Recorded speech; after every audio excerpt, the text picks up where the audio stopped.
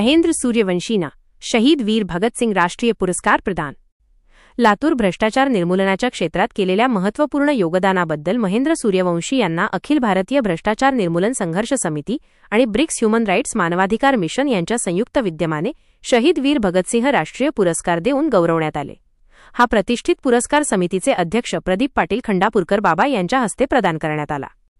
या सन्मान सोहळ्यात महेंद्र सूर्यवंशी यांच्यासोबत त्यांच्या सहकाऱ्यांचाही गौरव करण्यात आला। यात नवनाथ मांडे, मनीषा मांडे, सोमनाथ गायकवाड, रवींद्र निकम आणि भगवान गायकवाड यांचा समावेश होता।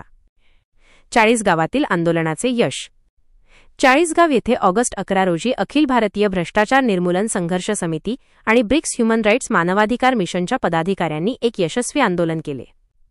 ग्रामसेवक, तलाठी, डॉक्टर आणि वायरमन हे गावात वास्तव्यास नसताना नागरिकांना होणाऱ्या समस्यांविरोधात हे आंदोलन पुकारण्यात आले होते। या आंदोलनात चाळीसगाव तालुक्यातील महिला, पुरुष आणि ज्येष्ठ नागरिक मोठ्या संख्येने सहभागी झाले होते।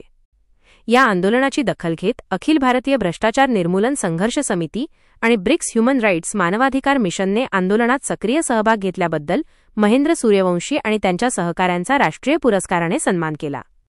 या आंदोलनामुळे प्रशासकीय स्तरावर गांभीर्याने विचार करून योग्य ती कार्यवाही केली जाईल अशी अपेक्षा व्यक्त करण्यात आली आहे। पुरस्कार वितरण समारंभासाठी महाराष्ट्राच्या विविध भागांतून मोठ्या संख्येने पदाधिकारी उपस्थित होते।